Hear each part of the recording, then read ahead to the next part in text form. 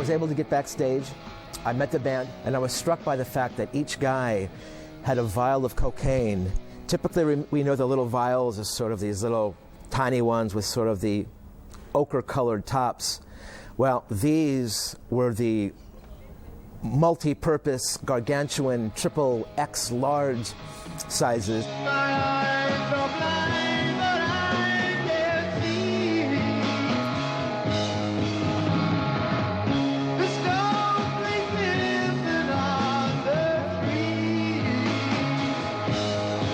To get 4 guys to come up with the same result at the end of the day was near on impossible, because not saying I was better than them, not saying they were better than me, but the fact is that success does change you.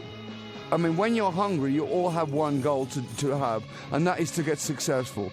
Now, when you get successful, it affects various people. I mean, it affected me. I didn't give a shit. I was full of cocaine and all the rest of the crap that I used to do, you know. So, I mean, that stuff makes you talk total horse crap, you know. The amount of, there shouldn't be a problem in the world, because I think we solved them all in a bathroom of a hotel with a bag of that white powder, you know.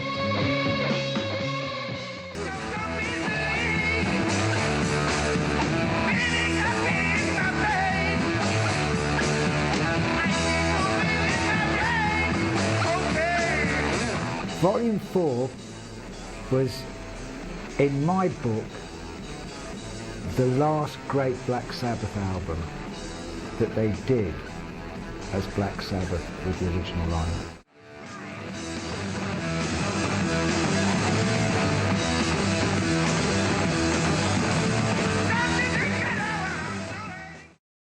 Talking about cocaine, snow blowing.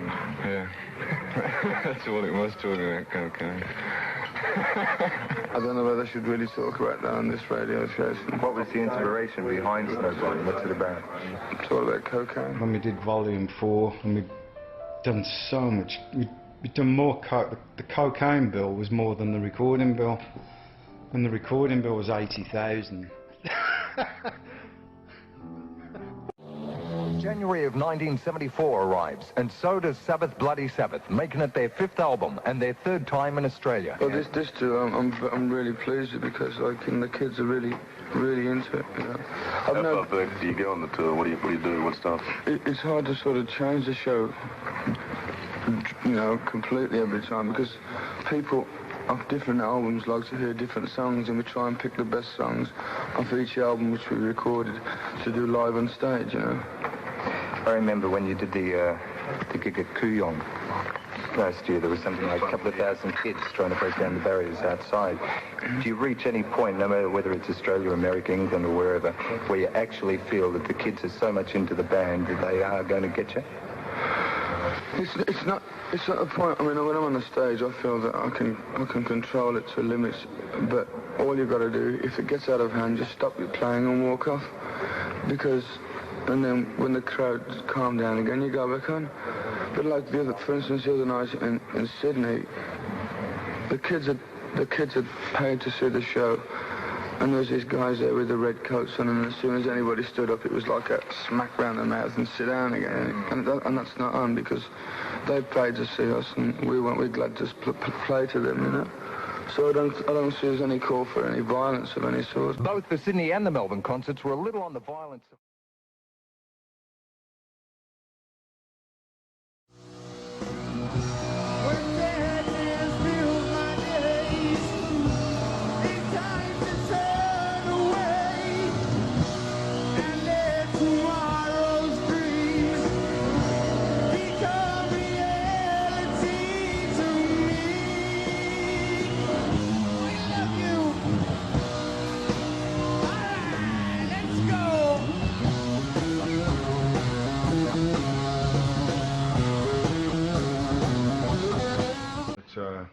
It really started when we started recording in the States.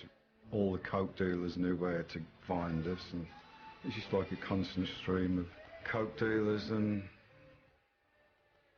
tarts.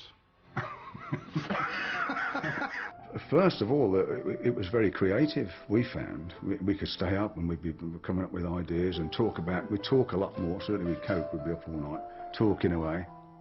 Oh, it was fantastic. We had some great discussions. We'd never remember them the next day, but we had some great discussions, and no, it did help a lot to open each other up and to talk.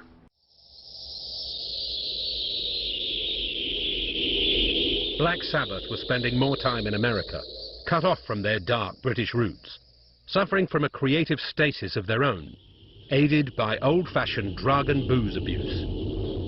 We were totally knackered some gigs, so you'd take a bit of the old coke to get you through the gig. And eventually start relying on it, you know, and started getting heavily into